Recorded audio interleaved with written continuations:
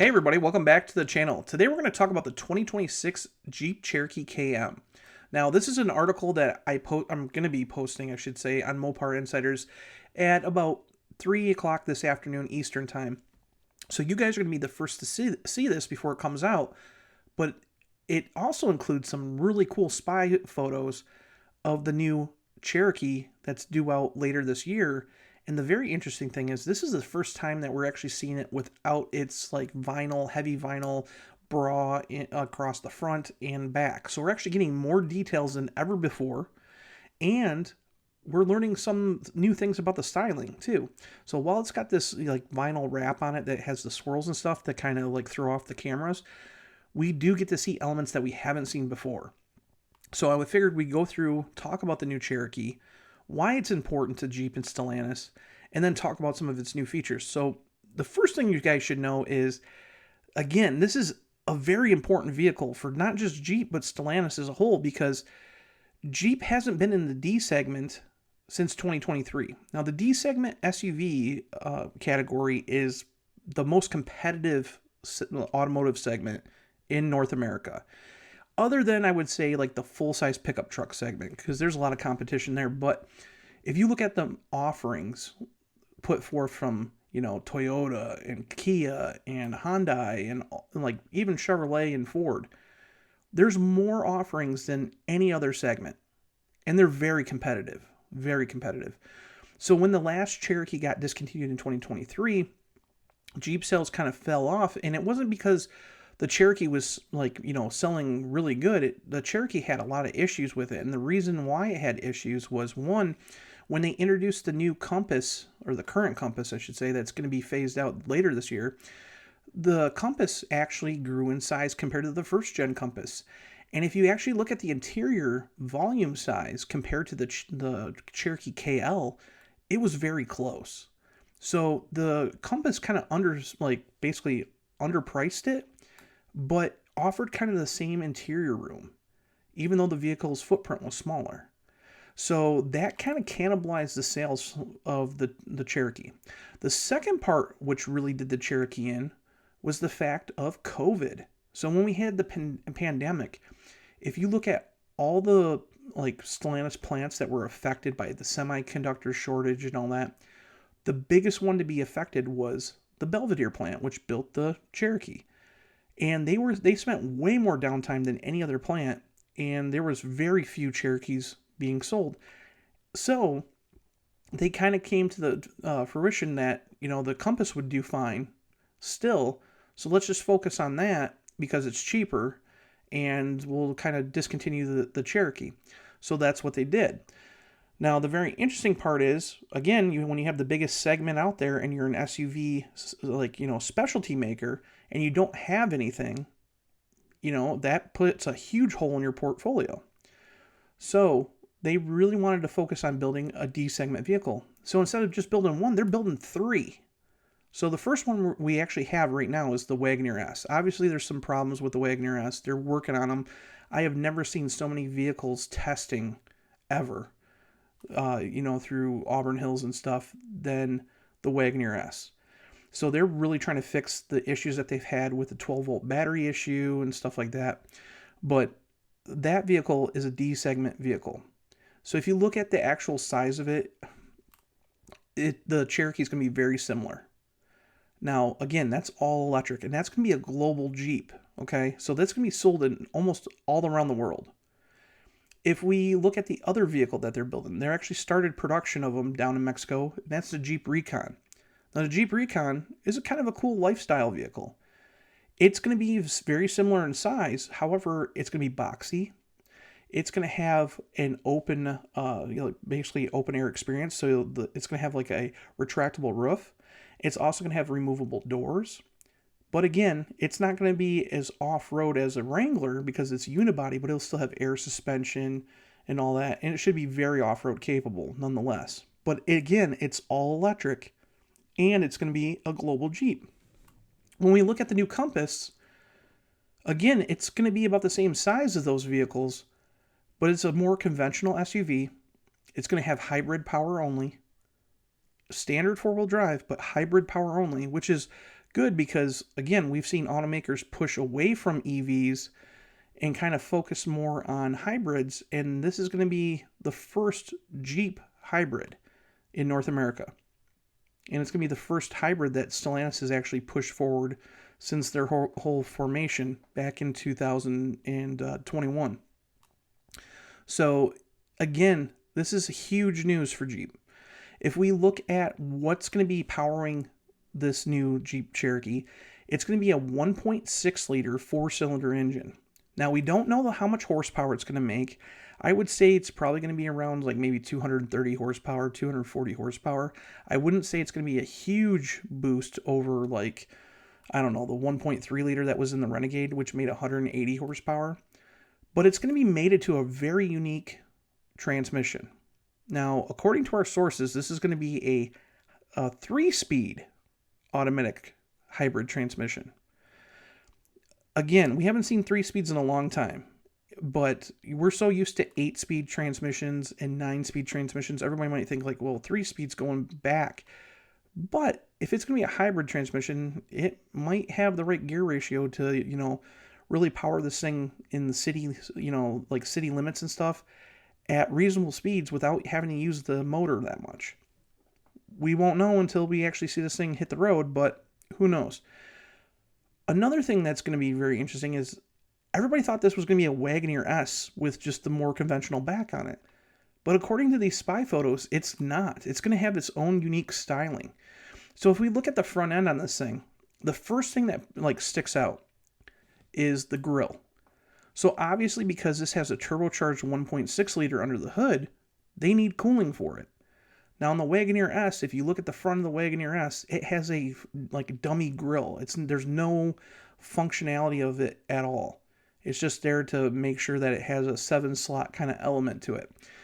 Down low, it does have like a grille design, but that's just to pull air into basically cool the battery pack and maybe do some stuff for the electric motor, but not much because you really don't need it.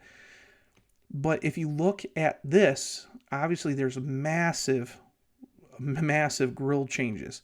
So on this new Cherokee, we actually see kind of the 7-slot grille poking out. And the very interesting thing is it's very upright, kind of like the Grand Cherokee, the WL. So that's kind of unique in itself.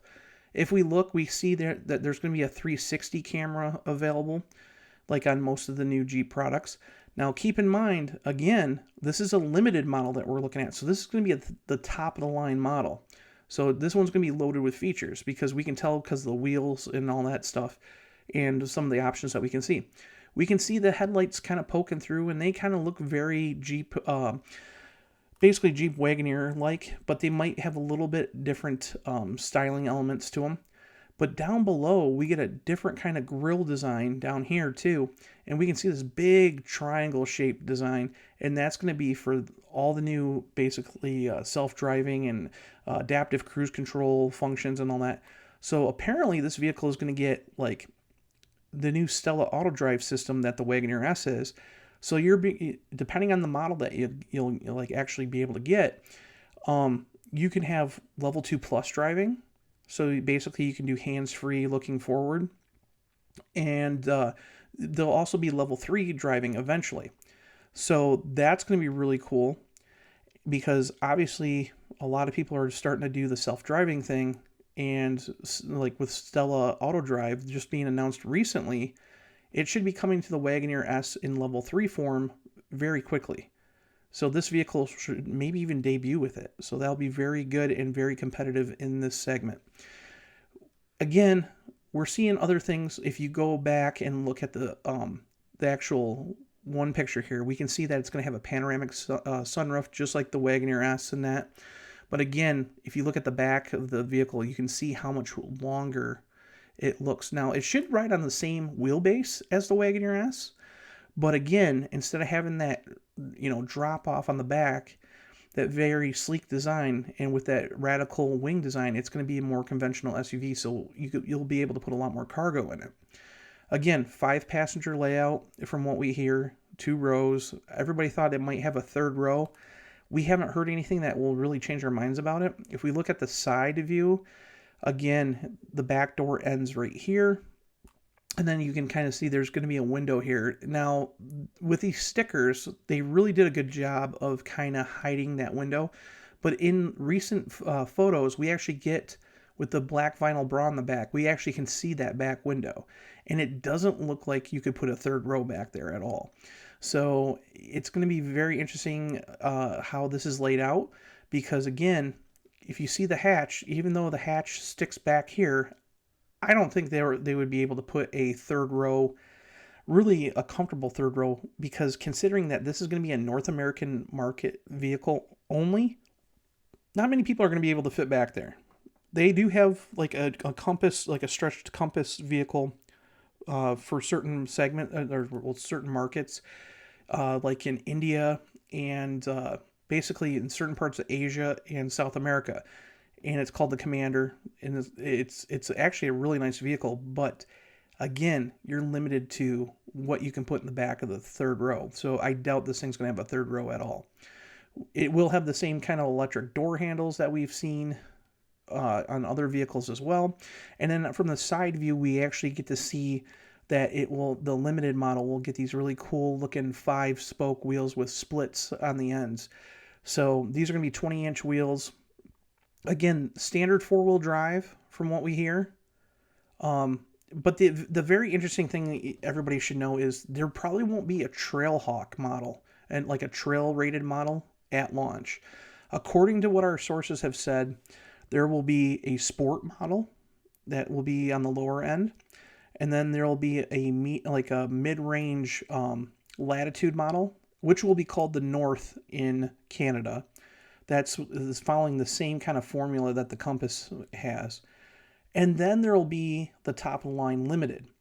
Now, a Trailhawk model basically would probably come maybe in the following year. But right now they're launching these more, street Jeeps, I would say what they're called. But still capable. So they'll have like select terrain, features like auto, snow, sand, all that stuff. But we won't get a hardcore 4x4 trail rated model probably until the following year. So for those who are looking for something that's really aggressive off-road like the old Cherokee, you're probably going to have to wait a year. But from what we hear, it is coming. And then if you actually look at the back, so we get this one image here of the back, and again, it's going to be totally different than the Wagoneer S, but what makes it really interesting is everybody thought that it would just be like the Wagoneer S's design on the back and basically just have the conventional hat, like a liftgate. Well, here, the taillights are poking out, and they look totally different than the Wagoneer S. So for those people who thought that the Wagoneer S and the Cherokee were going to be very much like basically the same kind of vehicle, it doesn't look that way. They look, according to what we're seeing here, they're going to look very different. So it's going to be very interesting to see how they compete against each other being in the same showroom, because again, they're going to be totally different vehicles. You're going to have, a lot of people are thinking like, why do they have 3 D segment vehicles? But honestly, they're going to be 3 radically different D segment vehicles. So you're going to have the Wagoneer S, which is all electric and a premium vehicle with like kind of a radical wing design with a shorter greenhouse on it. You're going to have the adventure lifestyle open air Recon, and then you're going to have this thing that looks more like a conventional SUV that we've come to know. And again, which is really cool, is the fact that there's an exhaust in the back because it's a hybrid. So it's going to be really big for Jeep once this thing hits showrooms, probably, I would say, late this year, if there's no holdbacks. Now, we've seen most of the launches with, basically Chrysler Group vehicles have been delayed and delayed and delayed again because of, electrical problems and stuff like that. Again, this thing is based on the Stella Large platform, and we know how the Dodge Charger Daytona and the Wagoneer S have been going. Now, again, I've seen more people testing these vehicles and trying to, it's obvious that they're trying to make a fix for them than I've ever seen any time out in Auburn Hills. I mean, you can drive around Auburn Hills and you'll see basically manufacturer plates on Wagoneer S's all over the place. I've never seen so many Wagoneer S's ever. And, you know, they're all working on software updates and all this other stuff. Like I said, with the 12-volt battery issue and all that. So it's not like they're going to try to launch this thing and have issues with this as well. Now, being a hybrid, it probably won't have as many issues as obviously an all-electric vehicle will. So there's a plus on that. But nonetheless, if this thing's delayed, I wouldn't be surprised. So if this is going to be pushed back to, you know, maybe, you know, first quarter of 2026, it wouldn't surprise me at all. But nonetheless, the Stella Large platform, again, they're pushing out more and more vehicles on this thing. And it's going to be very interesting to see how this particular vehicle goes because, again, if this is a successful hybrid, we're going to be seeing more hybrids in the future. We've already seen Ram push the Ram Charger forward and move the all-electric Ram Rev back. So with this, if this is thing successful, again, they've already talked about the Recon being a hybrid. We're probably going to see maybe a future Dodge as a hybrid. There's a lot of possibilities.